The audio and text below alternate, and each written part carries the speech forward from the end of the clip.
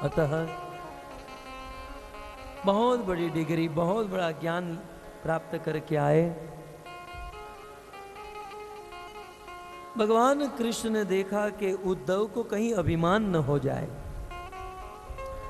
क्योंकि जब आदमी बहुत पढ़ लेता है ना तो उसे अभिमान हो जाता है। मैं पिछली कथा में दृष्टांत दिया था, माता पिता गांव में रहते थे, बर्मा के छोटे से गांव में, और बेटे को अमेरिका पढ़ने भेजा। माता पिता की इच्छा होती है हमारा बेटा पढ़े लिखे। तो एक बर्मा के छोटे से गांव में माता पिता रहते थे, पैसे खर्च करके अमेरिका भेजा और अमेरिका से तर्क शास्त्र पढ़कर आया। तर्क शास्त्र, भयंकर तर्क शास्त्र, बिल्कुल डिग्री प्राप्त करके आया। और आदमी पढ़ लिख जाता है ना तो अभिमान तो हो ही जाता है। और लड़का कई वर्षों के बाद घर पर वापस लौटा अपने गांव में। जब आया, सत्य, विदेश से जब अपने गांव में लोग जाते हैं ना तो बहुत दोष देखते हैं, ये रोड अच्छे नहीं है, ये अच्छा नहीं है, ये अच्छा नहीं है, तेरा दिमाग अच्छा नहीं है, तू उसे रिपेयर करा। गया अपने घर पर, मां के हृदय में ममता थी, तो मां अपने बेटे को कई दिनों के बाद देख रही थी, गले लगा लिया। लेकिन ये तो कठोर बनकर तर्कशास्त्र, ये मां ये क्या कर रही हो तुम, दूर रहो। जिस मां ने गोद में खाना सिखाया, चलना सिखाया, इतने वर्षों के बाद मां की ममता, तो मां के हृदय में। अब व्यास मन से बोलना तो नहीं चाहिए, लेकिन क्या करें, याद आ गया। भारत के वर्तमान प्राइम मिनिस्टर नरेंद्र मोदी शायद अमेरिका में या कहीं चर्चा कर रहे थे, और चर्चा करते करते अपने मां की याद आई। तो मां याद आने से प्राइम मिनिस्टर नरेंद्र मोदी जी रो पड़े। सहज स्वाभाविक आंखों से आंसू निकल गया, वाणी गदगद हो गई, रोने लगे। तो इसका बहुत बड़ा इशू बना दिया, बहुत बड़ा इशू, भारत के सभी अखबार में, सभी न्यूज चैनल पर। लेकिन भक्तों, इसमें क्या गलत? अपने मां की याद आकर यदि बेटे की वाणी गदगद हो जाए तो इसमें क्या गलती है? हालांकि ये तो बहुत बड़ा गुण है। अब जिसकी मां होती है उसको एहसास होता है, मां नहीं, उसको क्या एहसास होगा?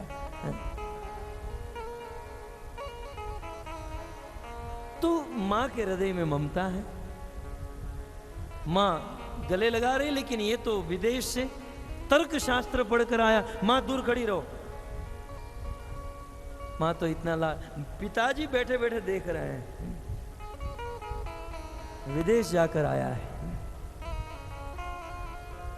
मां ने कहा, बेटा तू जब छोटा था ना, तुझे जामुन बहुत पसंद थे, और आज भी मुझे याद है, तू जामुन खाने के लिए पेड़ पर चढ़ा था और वहां से गिरा था, पांव टूट गया, 2 महीने का फ्रैक्चर हुआ। मुझे जब से पता चला कि बेटा तुम आने वाले हो, मैंने ये 2 जामुन लाकर रखे हैं तुम्हारे लिए, बेटा तुम ही खाओ। मां ने बड़े भाव से, प्यार से दिया। लेकिन ये तो तर्क शास्त्र। बोले मां, ये 2 नहीं, ये 3 जामुन है। वास्तव में 2 ही जामुन थे, लेकिन तर्क, तार्किक बुद्धि हो गई, तो जामुन 2 थे। मां, ये 2 नहीं, 3 जामुन है। कैसे? 2 जामुन थे, ये 1 और ये 2, ये 1 और ये 2, 2 और 1 कितना होता है? 3। ये 3 जामुन है। तर्कशास्त्र। बाप कोने में बैठे बैठे बिल्कुल आक्रोश में, एक थप्पड़ लगा दूं सारा तर्क ठिकाने पर आ जाए। लेकिन क्या करे, इतने दिनों के बाद बेटा आया है। बाप देख रहा था। बोले मां, ये 2 नहीं 3 है। मां कहती, बेटा मेरी आंख अब तक ठीक है, मुझे चश्मा भी नहीं, नंबर भी नहीं है, 2 ही है बेटा। नहीं मां, 3 है। अब बाप से नहीं रहा गया, बाप आए और एक जामुन अपनी पत्नी को दिए और एक जामुन खुद खा। पत्नी को कहा मुंह में डाल, दाल मुंह में, दूसरा अपने मुंह में डाला। देखो, एक तुम्हारी माँ ने खाया, दूसरा मैं खाया, तीसरा तू खा जा।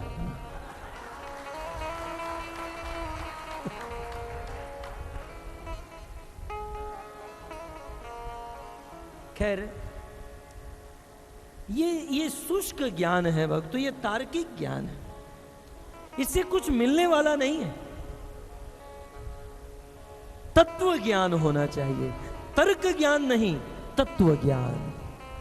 इसलिए कहा गया वदन्ति तत्तत्त्वविदस्तत्त्वम् यत् ज्ञानम् अद्वयम् ब्रह्मेति परमात्मेति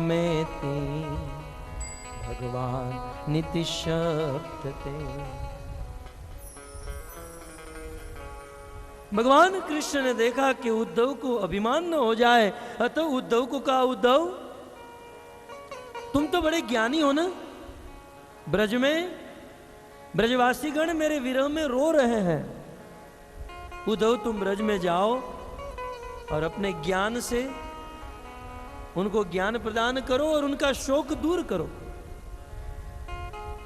उद्धव जी ब्रज में आए, ब्रज की गोपियां उद्धव जी से मिली और अंत में श्रीमती राधा रानी उद्धव के पास। उद्धव आए हैं पता चलते, पहले तो लगा कि साक्षात कृष्ण आए, क्योंकि उद्धव जी कृष्ण के वस्त्र पहनते थे, लेकिन करीब जाकर देखा तो उद्धव जी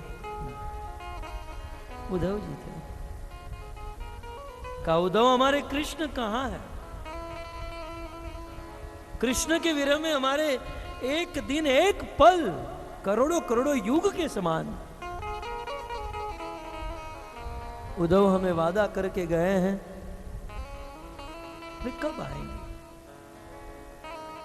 उद्धव जी ने ज्ञान देना शुरू किया। आप लोग रो क्यों रहे हो?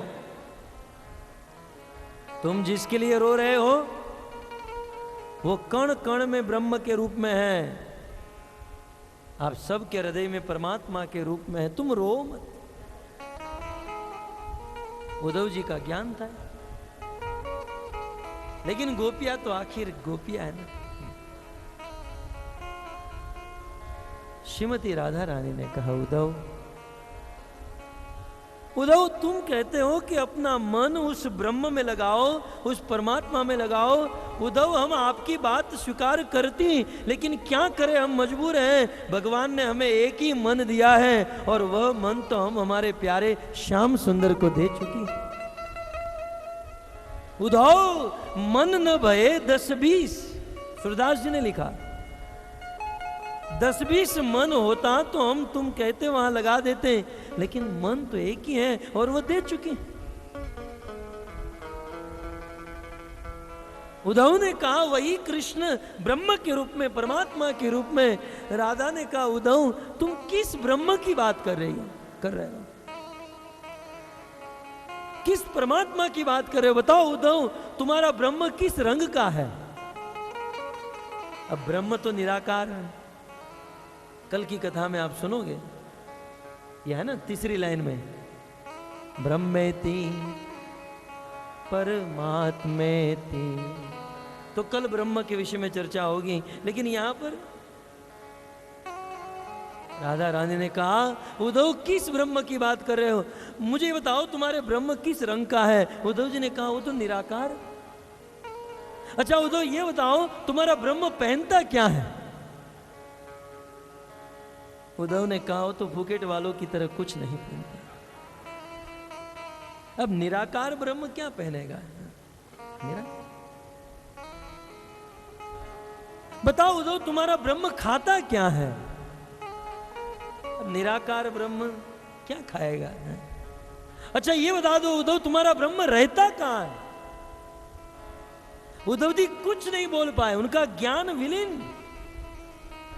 तब राधा रानी ने कहा, उद्धव न खाता है, न बोलता है, न चलता है, न पहनता है उद्धव, ऐसे भूत के साथ प्रेम करने के लिए मत कहिए। हमारे श्याम सुंदर बहुत अच्छे हैं, हम कृष्ण से प्रेम करेंगे। उद्धव का ज्ञान फैल हो गया गोपियों के साथ। भक्तों,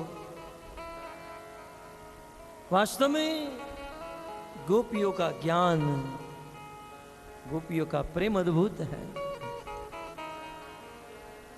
बस इस मोड़ पर ही कथा को लाकर मुझे रोकना था, क्योंकि इस डिस्टर्बेंस में होगा नहीं। लेकिन श्रीमती राधा रानी के लिए हमारे शास्त्र में बहुत सुंदर भजन है, याद रहे। ये गौड़ीय परंपरा जो है, हम लोग कृष्ण के भक्त नहीं है, याद रहे। हम कृष्ण के भक्त नहीं, हम राधा रानी के भक्त हैं, राधा के भक्त। और बिना राधा रानी के कृष्ण की प्राप्ति करना चाहोगे तो ये बहुत कठिन, मुश्किल, दुरूह हो जाएगा, बहुत मुश्किल। मुझे एक ब्रजवासी ने कथा सुनाई जब मैं मायापुर कथा कर रहा था। रोते हुए वे ब्रजवासी मुझे सुना रहे थे, बहुत सुंदर। आप ब्रज वृंदावन परिक्रमा में गए होंगे।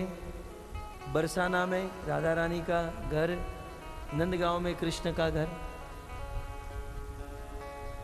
तो वे ब्रजवासी कह रहे थे, नंदगांव में भगवान श्री कृष्ण ने अपना घर बनाया, और जब कोई आदमी घर बनाता है तो फिर यज्ञ करता है, उसकी सेरेमनी होती है ना। तो कृष्ण ने सबको बुलाया, सब लोग गए, राधा रानी भी गई। घर बहुत अच्छा, बहुत ऊपर, पर्वत के ऊपर, नंदीश्वर महादेव के ऊपर वह घर। राधा रानी को सब कुछ ठीक लगा, लेकिन एक चीज देखकर राधा रानी के दिल में बहुत कष्ट हुआ। आप लोग घर बनाते हो तो उसके दरवाजे पर नेम प्लेट लगाते हो ना, नेम प्लेट। तो भगवान कृष्ण ने उस दरवाजे पर लिखा कि जो आदमी पूर्ण रूप से काम, क्रोध, लोभ, मोह, मद, मात्सर्य से पूर्ण रूप से शुद्ध हो जाएगा, वही इस द्वार से अंदर प्रवेश कर पाएगा। राधा रानी को कतः अच्छा नहीं लगा, तुरंत रोते हुए अपने पिताजी कीर्तिदा वृषभानु बाबा के पास गई और कहा, बाबा मुझे एक बहुत बड़ा घर, बहुत बड़ा भवन चाहिए। कैसा? बोले वो कृष्ण ने नंदगांव में बनाया, उससे 10 गुना बड़ा और उससे ऊपर। ये तो राजा थे, नंद बाबा से भी बड़े राजा थे वृषभानु बाबा। नंद बाबा के पास 9 लाख गाय, वृषभानु बाबा के पास 12 लाख गाय। अपनी लाडली, अपनी बेटी की इच्छा को पूर्ण करने के लिए उन्होंने बहुत बड़ा, आज भी आप जाओगे लाडली जी का मंदिर, नंदगांव के उस नंद भवन के सामने कुछ नहीं, नंद भवन कुछ नहीं, कितना सुंदर भवन बनाया। तो जब ये भवन बना, यहां पर यज्ञ मुहूर्त हुआ, तो ये सब लोग, कृष्ण आदि सब लोग आए। तब कृष्ण ने राधा से कहा, राधे राधे, मैंने आपके लिए भवन बनाया, ये दूसरा भवन बनाने की क्या जरूरत थी? ये मैंने जो, मेरा जो कुछ भी है सब तुम्हारा है, तुम्हें ये दूसरा बनाने की क्या जरूरत थी? उस समय राधा रानी ने कहा कि आपने भवन तो बहुत अच्छा बनाया, लेकिन आपने लिख दिया काम, क्रोध, लोभ, मोह, मद, मात्सर्य से मुक्त होकर, पूर्ण रूप से मुक्त होकर आएगा, उसी को एंट्री मिलेगी। इस कलयुग में बेचारे जीव कैसे इन सब से मुक्त होंगे? बेचारे अपनी शक्ति, अपने प्रभाव से कैसे मुक्त हो पाएंगे? इसलिए मैंने आपसे बड़ा भवन बनाया और आपने अपना नियम लगाया काम, क्रोध, लोभ से मुक्त होकर, और मैंने मेरा नियम, यहां पर राधे राधे बोलकर जो आएगा उसे एंट्री मिल जाएगी। परम करुणामयी श्रीमती राधा रानी। और इसीलिए शिल प्रभुपाद ने जितने भी मंदिर बनाए, सभी मंदिर के आगे राधा नाम पहले। राधा रास बिहारी, राधा श्याम सुंदर, राधा गिरिधारी, हम राधा के भक्त हैं, राधा के भक्त। इसलिए मैं जब प्रवचन प्रारंभ करता हूं तो मेरे मुख से प्रथम शब्द राधा का नाम ही निकलता है। कई बार इशू भी होता है, कुछ लोग कहते हैं इस्कॉन की ये परंपरा नहीं, जो भी है आपको दोष समझना है दोष समझिए, लेकिन ये तो अपना भाव है। श्रीमती राधा रानी की कृपा के आश्रित हुए बिना हम कृष्ण कैसे प्राप्त कर पाएंगे? कृष्ण पुरुष है, परम पुरुष है, सृष्टि कार्य में, सब लीलाओं में इतने एंगेज हैं। हम भजन करेंगे, शायद वे हमारे सामने न देखे, लेकिन राधा रानी तो मां है, उनका हृदय कोमल है। जब हम उनका नाम लेंगे तो वो कृष्ण से कहेगी अब आप अपने साधक भक्त की ओर देखिए और उनका उद्धार कीजिए। और इसीलिए चैतन्य महाप्रभु ने हमें महामंत्र दिया, तो इस महामंत्र में भी पहले राधा का नाम, हरे कृष्णा कृष्णा हरे हरे, हरे राम राम राम। तो आइए एक दो भजन गाकर, बड़े आनंद से भजन गाने हैं। ये तो प्राप्त करने के लिए हम राधा को पुकारे।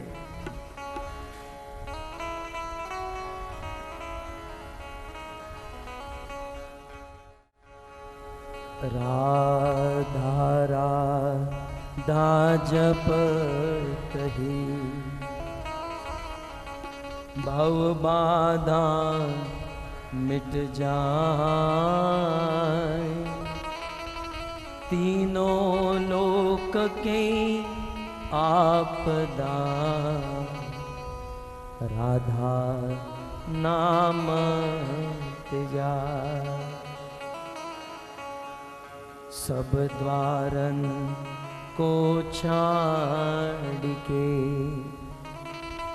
आयो तेरो द्वार, अहो भानु की लाडली मेरी ओर निहार।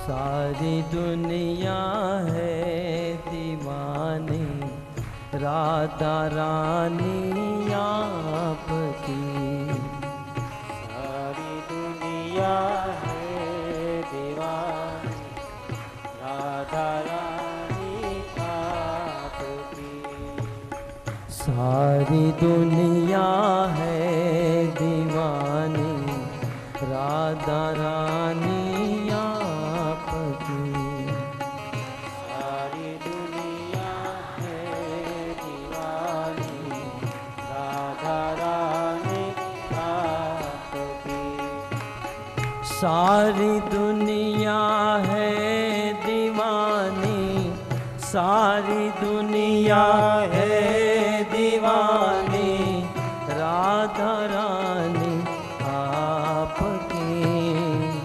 कौन है जिस पर नहीं है मेहरबानी आपकी, कौन है जिस पर नहीं है मेहरबानी कौन है जिस पर नहीं है मेहरबानी आपकी, कौन जिस पर नहीं है मेहरबानी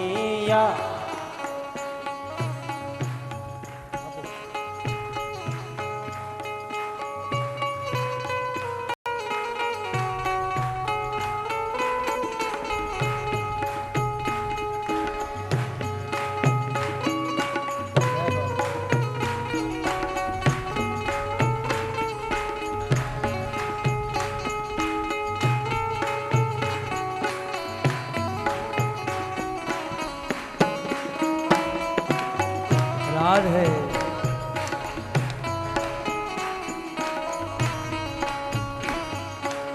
सारा जहां है एक चमन और इस चमन के फूल हम। सारा जहां है एक चमन और इस चमन के फूल हम। सारा जहां है एक चमन और इस चमन के फूल हम। सारा जहां है एक समन और एक चमन के फूल हम। इन सभी फूलों में श्यामा हम निशानी आपकी। इन सभी फूलों में श्यामा इस निशानी आपकी। इन सभी फूलों में श्यामा हम निशानी आपकी। इन सभी फूलों में श्यामा इस निशानी आपकी। कौन है जिस पर नहीं है मेहरबानी आपकी। कौन है जिस पर नहीं है मेहरबानी आपकी। सारी दुनिया है दीवानी राधा रानी आपकी। सारी दीवानी राधा रानी आपकी। सारी दुनिया है दीवानी राधा रानी आपकी। सारी दुनिया है दीवानी राधा रानी आपकी। राधे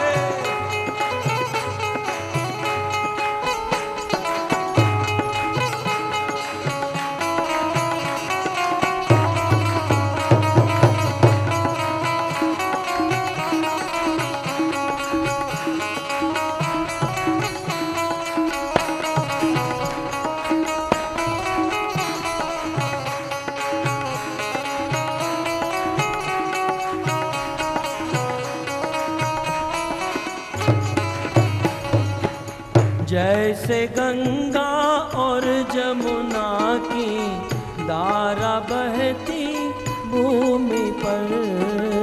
जैसे गंगा और जमुना जमुना की धारा बहती भूमि पर। जैसे गंगा और जमुना की धारा बहती भूमि पर। जैसे गंगा और जमुना धारा बहती भूमि पर। वैसे ही बहती है ममता। वैसे ही बहती है ममता राधा रानी आपकी। कैसे बहती है ममता राधा रानी आपकी। वैसे बहते हैं ममता राधा रानी आपकी। कैसे ही बहती है ममता राधा रानी आपकी। कौन है जिस पर नहीं है मेहरबान आपकी। कौन है जिस पर नहीं है मेहरबानी आपकी। सारी दुनिया है दीवानी राधा रानी आपकी। सारी दुनिया है दीवानी राधा रानी आपकी। सारी दुनिया है दीवानी राधा रानी आपकी। सारी दुनिया है दीवानी राधा रानी आपकी।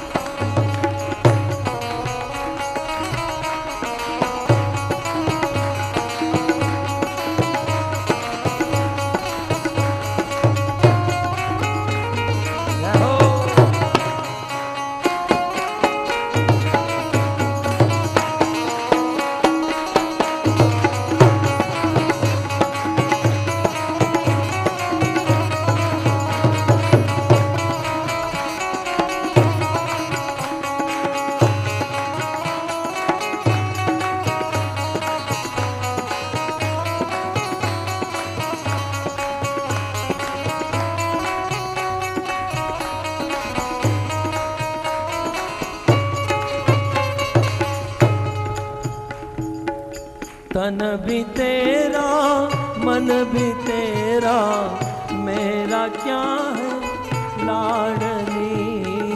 तन भी तेरा मन भी तेरा, मन क्या है लाडली। तन भी तेरा मन भी तेरा, मेरा क्या है लाडली। तन भी तेरा मन भी तेरा, मेरा क्या है लाडली। तेरा तुझको सौंपती हूँ, तेरा तुझको सौंपती हूँ, यह निशानी आपकी। तेरा तुझको सौंपती हूँ, यह निशानी आपकी। तेरा तुझको सौंपती हूँ, यह निशानी आपकी। तेरा तुझको सौंपती हूँ, यह निशानी आपकी।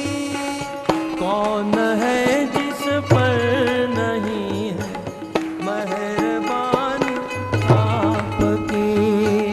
कौन है जिस पर नहीं है मेहरबानी आपकी।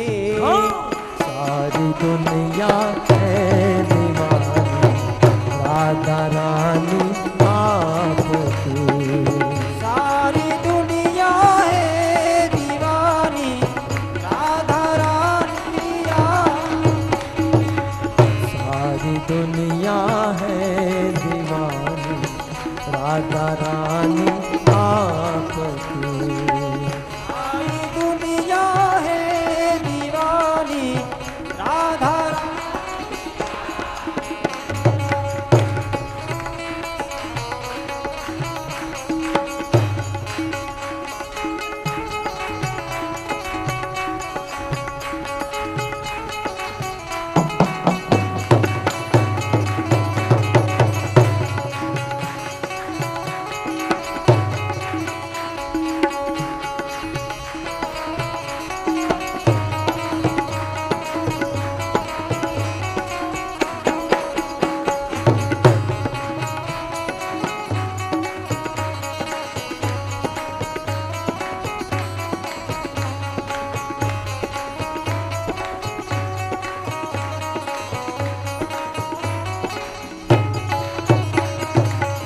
उम्र भर गाती रहूं मैं महिमा श्यामा आपकी।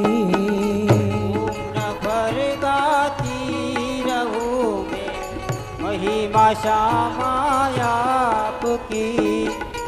उम्र भर गाती रहूं मैं महिमा प्यारी आपकी। उम्र भर गाती रहूं मैं महिमा श्यामा आपकी। अपने चरणों में ही रखना, अपने चरणों में ही रखना, मेहरबानी आपकी। अपने चरणों में ही रखना, मेहरबानी आपकी। अपने चरणों में ही रखना, मेहरबानी आपकी। अपने शरणों में रखना, मेहरबानी आपकी। सारी दुनिया है दीवानी राधा रानी आपकी। सारी दुनिया है दीवानी राधा रानी आपकी। सारी दुनिया है दीवानी राधा रानी आपकी।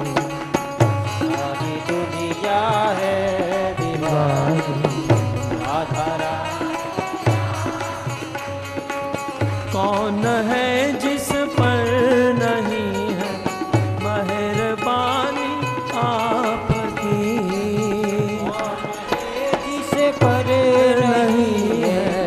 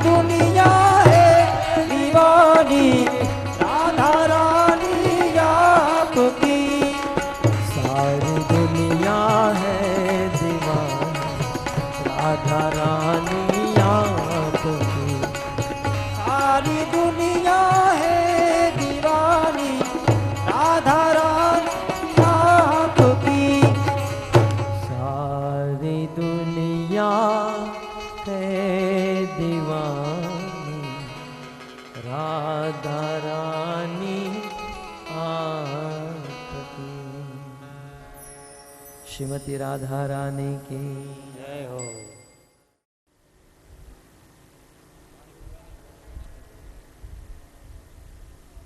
खड़े होकर पूछ लीजिए। हाँ,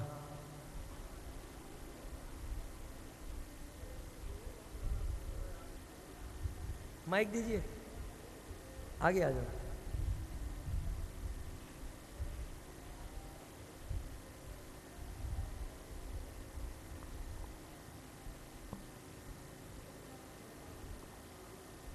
मुझे विश्वास है आप लोग घर जाकर इस भजन को गुनगुनाओगे और रात भर इस भजन को भूल नहीं पाओगे।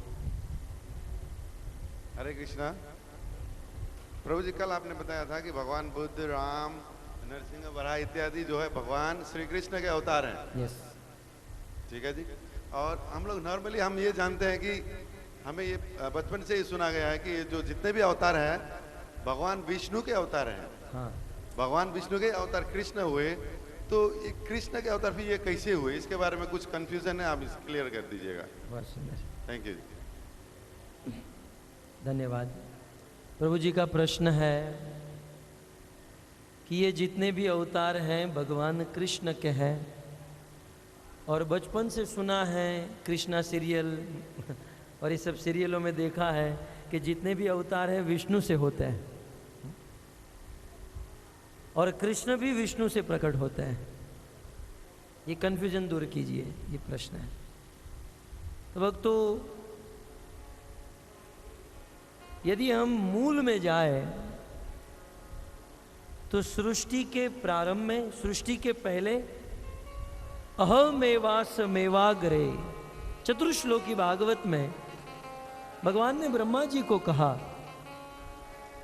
सृष्टि के पहले भी मैं था, सृष्टि के समय भी मैं हूं, इस सृष्टि का प्रलय हो जाएगा लेकिन मैं वैसा के वैसा बना रहूंगा।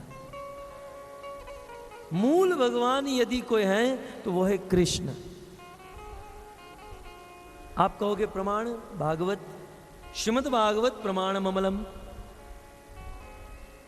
एते चांस कला पुंस कृष्णस्तु भगवान स्वयं। ऐसे अनेकों प्रमाण हैं। तो सर्वोपरि सर्व अवतारी साक्षात भगवान कृष्ण है, और उस भगवान कृष्ण के प्रथम एक्सपांशन, प्रथम स्वरूप बलराम जी है। तहार द्वितीय देह श्री बलराम, और बलराम जी से वासुदेव, संकर्षण, अनिरुद्ध और प्रद्युम्न प्रकट होते हैं, और उसी महासंकर्षण से महाविष्णु प्रकट होते हैं, जिनके रोमकूप से करोड़ों करोड़ों ब्रह्मांड निकलते हैं। और फिर उस प्रत्येक ब्रह्मांड में एक एक विष्णु है, जिसे गर्भोदकशाही विष्णु कहते हैं। और उस गर्भोदकशाही विष्णु की नाभि से कमल प्रकट होता है, उसमें 14 लोक आदि ये लीला। और फिर उस प्रत्येक ब्रह्मांड में और एक विष्णु होते हैं, जिसे शिरोदकशाही विष्णु कहते हैं। ये शिरोदकशाही विष्णु सभी जीवों के हृदय में परमात्मा के रूप में रहते हैं, और वही शिरोदकशाही विष्णु इस पृथ्वी पर जब कुछ ठीक करना होता है, दुष्टों का विनाश, धर्म की स्थापना, तो शिरोदकशाही विष्णु अवतार लेकर इस पृथ्वी पर प्रकट होते हैं। नरसिंह, वामन, वराह, राम, ये जितने भी हैं, ये सब शिरोदकशाही विष्णु से प्रकट हुए अवतार है। और शिरोदकशाही विष्णु भगवान कृष्ण से प्रकट होते हैं, तो अल्टीमेटली कृष्ण के अवतार भी कह सकते हैं। तो ये सिद्धांत, ये मूल बातें हैं। और टीवी वालों ने या बचपन में आपको किसी और ने कुछ गलत या कहीं से कुछ सुनाया, तो भागवत के अनुसार, शास्त्र के अनुसार इस प्रकार से भगवान का प्राकट्य होता है, भगवान के अवतार होते हैं। ठीक है प्रभु जी।